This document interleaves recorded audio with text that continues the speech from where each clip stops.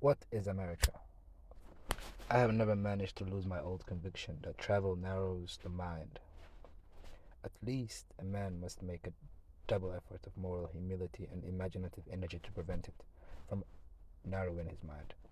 Indeed, there is something touching and even tragic about the thought of the thoughtless tourist,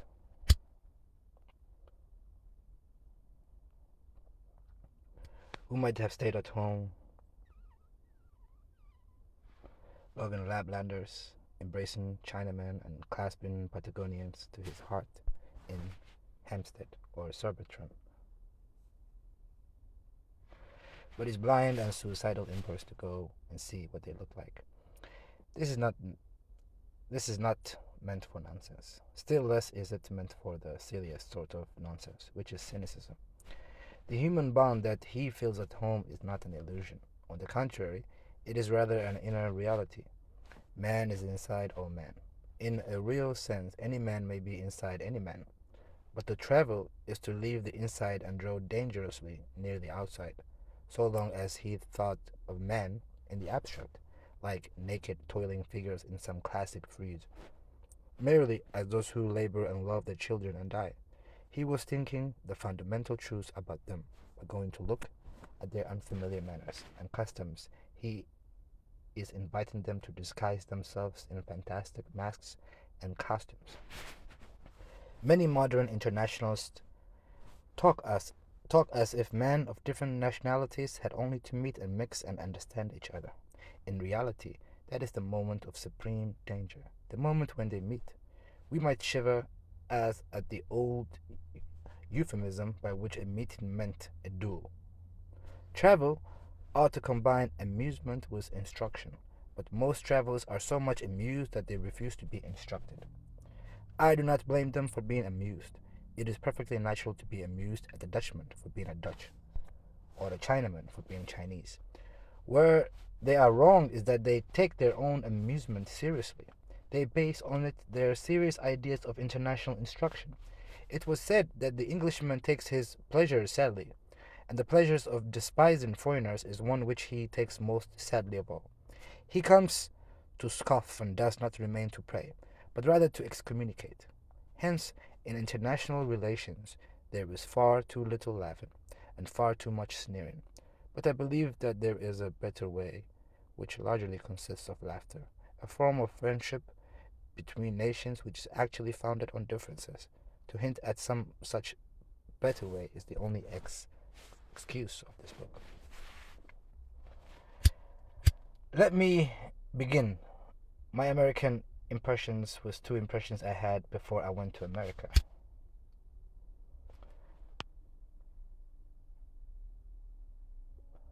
One was an incident and the other an idea. And when taken together, they illustrate the attitude I mean.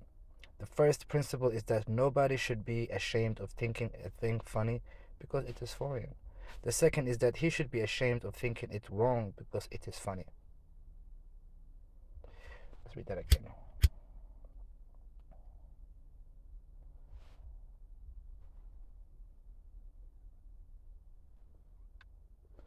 Let me begin my American impressions with two impressions I had before I went to America.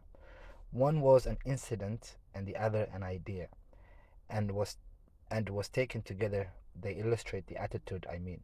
The first principle is that nobody should be ashamed of thinking of thinking a thing funny because it is foreign. The second is he should be ashamed of thinking it wrong because it is funny. Hmm? The second is that he should be ashamed of thinking it wrong because it is funny. The reaction of his senses and superficial habits of mind against something new and to him abnormal is a perfectly healthy reaction, but the mind which imagines that where mere unfamiliarity can possibly prove anything about inferiority is a very inadequate mind. It is inadequate even in criticizing things that may really be inferior to the things involved here. It is far better to laugh at a Negro for having a black face than to sneer at him for having a sloping skull. It is proportionally even more preferable to laugh rather than to judge in dealing with highly civilized peoples. Therefore, I put at the beginning two working examples of what I felt about America before I saw it. The sort of thing that a man has a right to enjoy as a joke, and a sort of thing he has a duty to understand and respect, because it is explanation, because it is the explanation of the joke. When I went to the American consulate to regularize my passports, I was capable of expecting the American consulate to be American. Embassies and consulates are very tradition like islands of the soil for which they stand, and I have often found the tradition cor- corresponding to a truth. I have seen the unmistakable French official leaving on omelets and a little wine and serving his sacred abstractions under the last palm trees fringing on a dessert, desert, or dessert, I'm not sure which one it is. In the heat and noise of quarreling Turks and Egyptians, I have come suddenly, as was the cool shock of his own shower bath, on the listless amiability, amiability, I know that word, amiable, no, amiability of the English gentleman. The officials I interviewed were very American, especially in being very polite. For whatever may have been the mood or meaning of Martin Chuzzlewit, I have always found Americans by far the politest people in the world. They put in my hands a form to be filled up, to all appearance all like other forms I had filled up in other passport offices. But in reality it was very different from the form I had ever filled up in my life. At least it was a little like a freer form of the game called Confessions, which my friends and I invented in our youth. An examination paper containing questions like, if you saw a rhinoceros in the front garden, what would you do? One of my friends, I remember, wrote, take the pledge. But that is another story, and I might bring Mr. Pussyfoot Johnson on the scene before his time. One of the questions on the paper was, are you an anarchist? To which a detached philosopher would naturally feel inclined to answer, what the devil has that to do with you? Are you an atheist? Along with some playful efforts to cross examine the official about what constitutes an archy. Then there was the question, are you in favor of subverting the government of the United States by force? Against this, I should write, I prefer to answer that question at the end of my tour and not the beginning. The Inquisition, in his more than morbid curiosity, had then written down, are you a polygamist? The answer to this, no such luck, or not such a fool, according to our experience of the other sex, but perhaps a better answer would be that given to W.T. Stead when he circulated the rhetorical question, shall I slay my brother, boy? The answer that ran, never interfere in family matters, but among many things that amused me almost to the point of treating the form thus disrespectfully, the most amusing was the thought of the ruthless outlaw, who should feel compelled to treat it respectfully. I like to think of the foreign desperado seeking to slip into America with official papers under official protection and sit down to write with a beautiful gravity, I am an anarchist, and I hate you all, and I wish to destroy you, or I intend to subvert the force, the government of the United States as soon as possible, sticking the long sheath knife in my left trouser pocket into Mr. Harding at the earliest opportunity.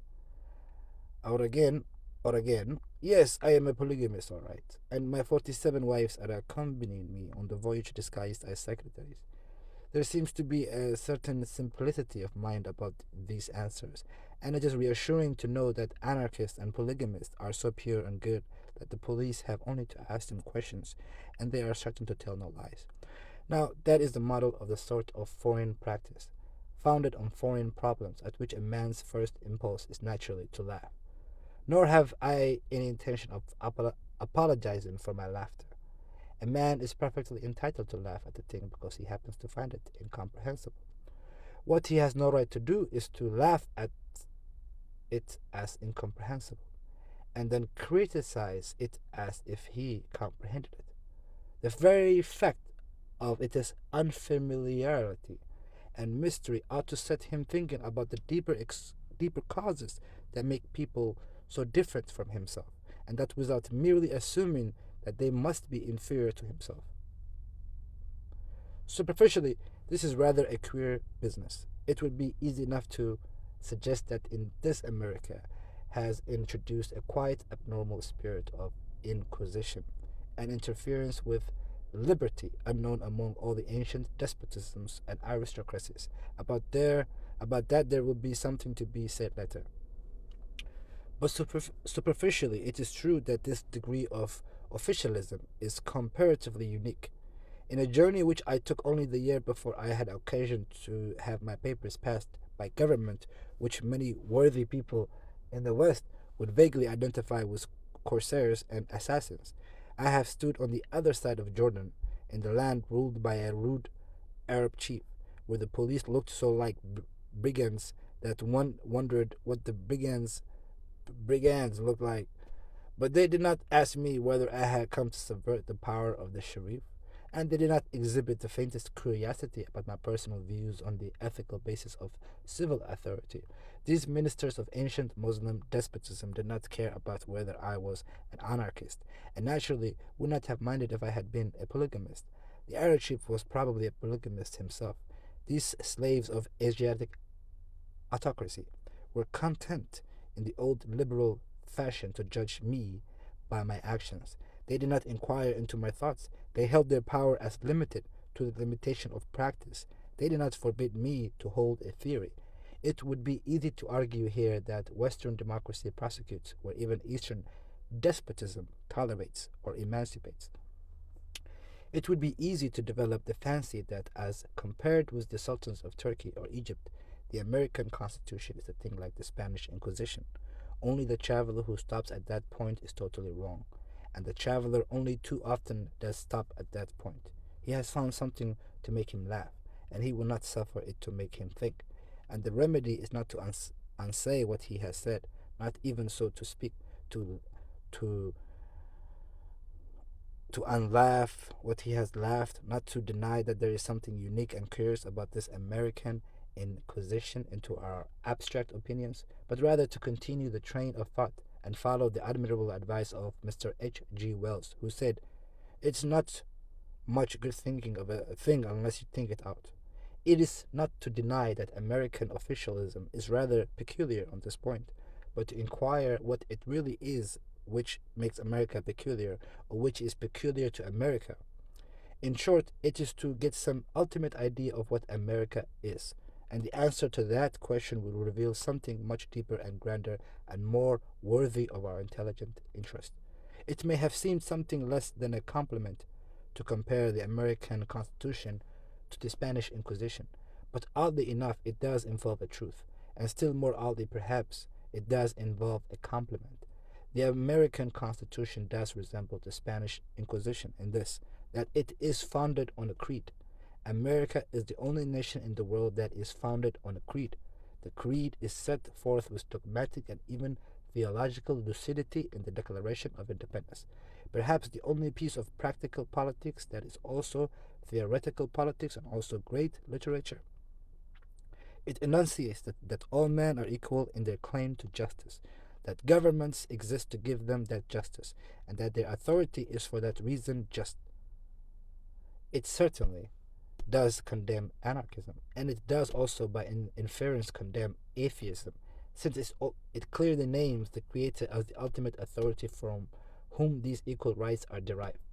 Nobody expects a modern political system to proceed logically in the application of such dogmas, and in the matter of God and government, it is naturally God whose claim is taken more lightly. The point is that there is a creed, if not about the divine, at least about human things. Now, a creed is at once the broadest and the narrowest thing in the world. In its nature, it is as broad as its scheme for a brotherhood of all men. In its nature, it is limited by its definition of the nature of all men. This was true of the Christian Church, which was truly said to exclude neither Jew nor Greek, but which did indefinitely substitute something else for Jewish religion or Greek philosophy. It was truly said to be a net drawing in all of kinds, but a net of certain pattern, the pattern of Peter the fisherman, and that is true even of the most disastrous distortions or degradations of the creed, and true among others of the Spanish Inquisition. It may have been narrow touching theology. It could not confess to being narrow about nationality or ethnology. The Spanish Inquisition might be admittedly inquisitorial, but the Spanish Inquisition could not be merely Spanish. Such a Spaniard, even when he was narrower than his own creed, had to be broader than his own empire. He might burn a philosopher because he was a heterodox, but he must accept a barbarian because he was orthodox. And we see even in modern times that the same church which is blamed for making sages heretics is also blamed for making savages priests. Now, in a much vaguer and more evolutionary fashion, there is something of the same idea at the back of the great American experiment, the experiment of a democracy of diverse races which has been compared to a melting pot. But even that metaphor implies that the pot itself is of a certain shape and a certain substance, a pretty solid substance. The melting pot must not melt. The original shape was traced on the lines of Jeffersonian democracy, and it will remain in that shape until it becomes shapeless. America invites all men to become citizens.